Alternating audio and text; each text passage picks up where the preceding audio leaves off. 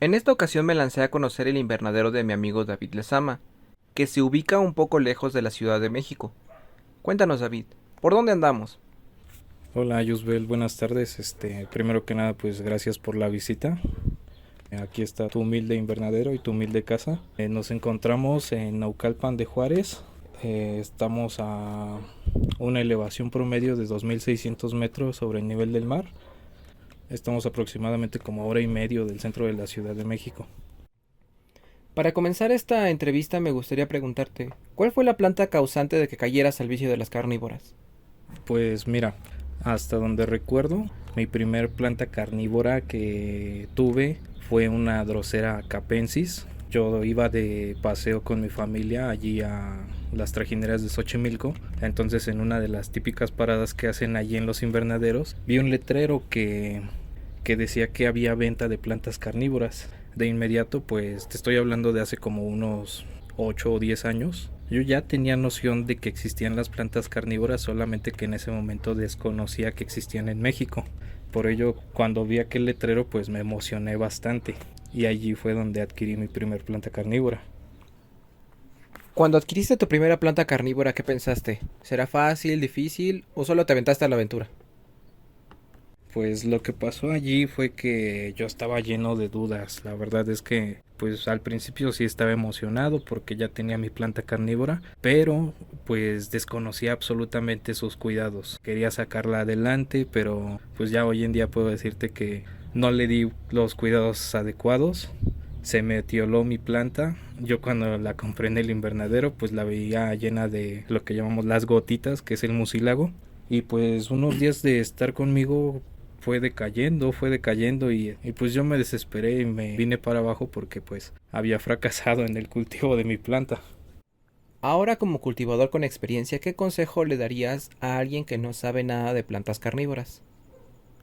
Bueno, pues a diferencia de, vamos a decirlo, de mí, yo de aquel entonces pues no tenía a la mano una herramienta tan fundamental como lo es ahora el internet. Entonces pues un mensaje para alguien principiante sería que pues investigue qué planta es la que va a adquirir o la que adquirió, y que pues en internet hay un montón, pero un montón de páginas que nos facilitan el cuidado que se les debe proporcionar. Y pues también esto es un poco de a prueba y error, porque hay veces en las que seguimos al pie de la letra las instrucciones que nos dicen, pero pues ignoramos a veces cuestiones climáticas, cuestiones que en algunos lugares nos dicen unos cuidados, pero tienen ciertas condiciones a diferencia de donde nos ubicamos. Entonces habría que intentar ir de la mano con los cuidados que sugieren y también intentar algunas pruebas nosotros. Ahora que menciona los parámetros, me gustaría que nos menciones cuáles son los parámetros que tú manejas, ya que a veces en los videos o fotos vemos plantas muy vigorosas, pero no tomamos en cuenta la temperatura, la zona, altitud, humedad, luz, sustrato, etcétera. Pues tengo la fortuna todavía de estar en una zona que está rodeada de un poco de bosque, por lo que mis parámetros en invierno, el 10-20% de humedad, y como máximo en época de lluvias pues llego al 100% durante la noche. En el día pues hay caídas, pero son mínimas, tal vez llego a caer hasta el 60-70%. Y en temperaturas pues estoy entre los 30 grados ya como máximo, y lo más frío que he llegado es alrededor de 2 grados ya en invierno también. Si no me equivoco, estamos rodeados de lo que viene siendo bosque caducifolio, por lo que sí, dependiendo de la estación del año, las temperaturas pueden variar un poco, pero digamos que se mantienen en ciertos parámetros, no es un cambio muy drástico. Ahora que ya sabes cultivar plantas carnívoras, veo que tu colección se inclina más hacia los cefalotos y pingículas. ¿Por qué elegiste estas plantas en especial? Como lo podrás ver en el video, pues sí, ciertamente tengo una inclinación hacia el cultivo de pingículas y cefalotus. Más que nada porque investigando un poco, ambos crecen en condiciones similares, ambos crecen en paredes verticales. Obviamente una es del hemisferio norte y otras son del hemisferio sur, hablando de cefalotus. Y me parece muy interesante que estando muy alejados geográficamente pueden crecer en condiciones muy similares. Estamos viendo algunos ejemplares de David. Entre ellos encontramos cultivares registrados de Cephalotus. Cuéntanos un poquito más de ellos, por favor. Claro, pues como puedes ver aquí yo cuento con los 3 cultivares de Cephalotus que al menos en el grupo de plantas carnívoras México se tiene conocimiento. Yo la verdad ignoro si alguien más aquí en el país tiene algún otro cultivar de los que aparecen registrados en la ICPS, que es la Sociedad Internacional de Plantas Carnívoras, porque pues allí aparecen creo que 13 ejemplares de cultivares ya registrados, pero aquí tenemos muchos clones, eso sí, aquí sí tenemos varios clones, aunque a veces cometemos el error de llamarlo cultivar. Ciertamente, pues no, ese es un error rotundo. Habría que verificar en la lista de la ICPS para ver si el Cephalotus que tenemos es un clon o es un cultivar. Entre los clones de los cultivares que yo te mencioné, pues yo cuento con Eden Black del maestro Stephen Morley, Dudley Watts, que si bien no lo cultivó Stephen Morley, él lo registró, y Homer's Giant, que me parece es una variante del Cephalotus original, pero ahí hay un tema en el registro de esa planta. Como podemos ver, tu colección no es pequeña. ¿Qué es lo que piensa tu familia cuando se entera que inviertes 100, 200 o más de 1000 pesos en una planta? Pues realmente a veces hay comentarios de asombro por parte de mis padres, sobre todo porque pues bueno, yo creo que para todos cuando desconocemos un tema pues nos resulta increíble creer que un objeto, ya sea muy pequeño o vaya algo que tú ves como algo que no tiene gracia, no tiene chiste, cueste tanto. Pero al final de cuentas pues trato de compartir con ellos la información que yo tengo del por qué el costo a veces. Ahora sí que ellos también han visto los resultados. Yo no me dedico precisamente a vender plantas, pero en algunas ocasiones saco divisiones de las que he adquirido y con eso, más que conseguir una ganancia, solamente trato de recuperar lo que en un principio gasté o invertí en la planta. ¿Y ahora qué es lo que te motiva a seguir cultivando plantas carnívoras? Como te mencionaba anteriormente, yo no me dedico a esto, entonces yo lo veo más como un pasatiempo. Hay veces en las que pues uno está un poco estresado, está un poco alterado, por así decirlo, y yo veo no escape, pero sí veo un modo de relajarse en las plantas. A lo mejor y pues mi familia sobre todo no está tan involucrada como yo en esto de las plantas. El simple hecho de llegar de la escuela o el trabajo y ver que a tu plantita le salió una nueva hoja o ya creció, al ver la comparativa de las imágenes de cuando compraste tu planta al día de hoy, eso reconforta bastante. De verdad que es un desestrés enorme. Entonces eso es lo que me motiva a seguir cultivando plantas, porque podría decir que es hasta como una terapia. De todas las plantas que tienes, ¿has sufrido una pérdida que te pese en un sentido económico o emocional? Para serte franco, no tengo un recuerdo así como dices. Me ha dolido emocionalmente. Económicamente no. Emocionalmente sí, porque son plantas que no sé, fueron un obsequio de amigos y el perderlas pues sí pega. Pues más que nada por la intención con la que te dieron estas personas, y tú sientes mal porque te cuestionas. Yo tengo pues puedes ver, no tengo una o dos plantas aquí, y te hace pensar pues qué es lo que hice mal para que una, y quizá la más importante para mí en ese momento, haya perecido.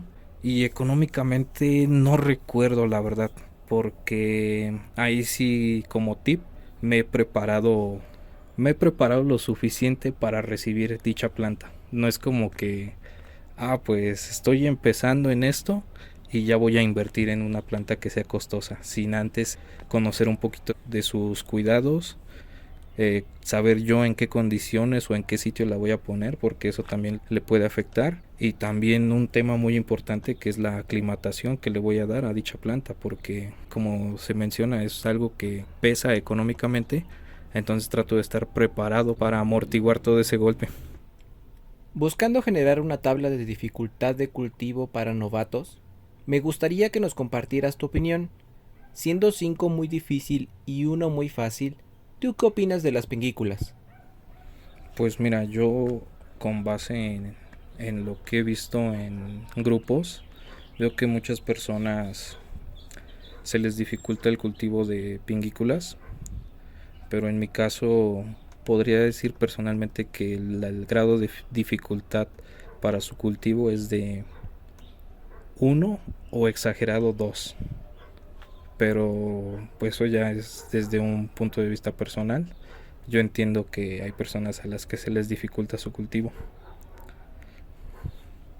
Y hablando de sarracenias, De sarracenias para mí es un rotundo 1, e incluso hasta .5 quizá, porque las sarracenias son excesivamente resistentes. No me ha tocado importar sarracenias del extranjero, pero gracias a algunos compañeros del hobby más o menos tengo una noción de la aclimatación que se les tiene que dar, y pues realmente no es algo del otro mundo.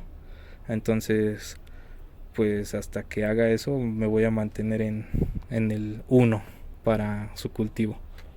hablando de nepentes, Pues como podrás ver, nepentes son poquitas las que tengo, por no decir unas 2 o 3.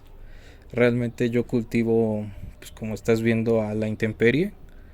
Entonces pues las nepentes lo único malo que tienen es que demandan un gran porcentaje de humedad, por lo que no me he animado todavía a adentrarme en su cultivo.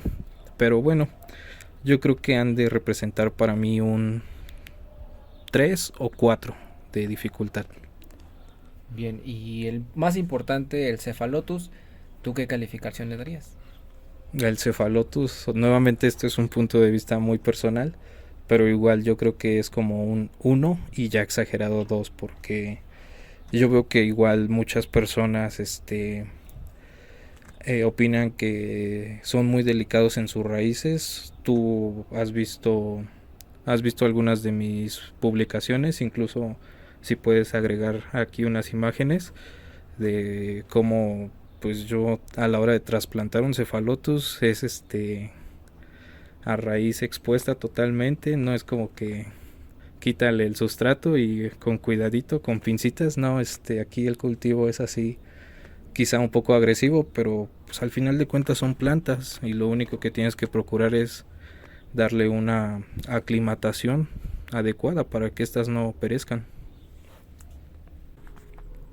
Y para darle fin a esta charla, quisiera saber, ¿qué le dirías a tu yo de hace 8 años, que apenas va comenzando con su capensis en mano, y que no sabe nada del universo de las carnívoras?